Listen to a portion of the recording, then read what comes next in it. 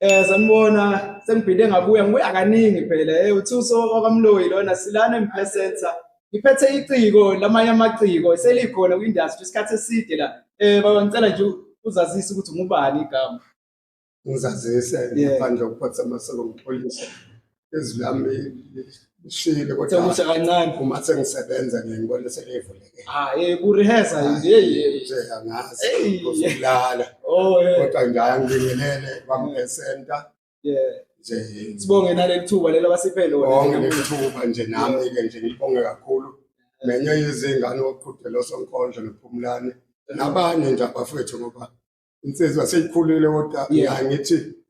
uthando locilo ngiyayithi badala kimi labantwana ngafice indima sebephushe kakhulu umkhulu lona bafowethu onibingelelayo nje osehamba hambile kulomkhakha phethe bona osuitcase ngaphambi kwami engithethe mkhulu isuka la iyephi nje hayi mkhulu sethe ukuqhubeka ngalisho nje isihlokwana sengoma engicishe ngaduma ngayo ngeke ngithi ngidumile uthe suitcase asikadumi izinsizwa nanezintombi yamazi yini umkhulu yebo siyamazi kodwa hayi loculayo niyangibika ngicela niyivome izinsizwa nanezintombi ngiyaxolisa ngisho kahle ngoba ngempela ikhona intombi bengingazi ukuthi ngizathiwa insizwa nobani ngoba ngiyibona awuqale phansi yona isathi ukuthi singangithukile kodwa ngizozama ukugqokisa izinsizwa nanezintombi niyamazi yini umkhulu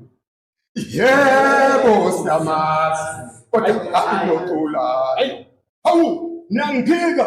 webo mama hayibo baba niyamazi yini umkhulu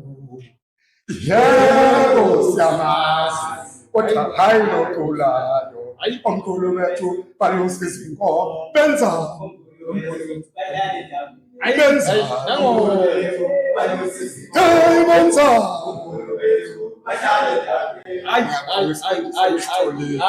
mkhulu ayisazobashayela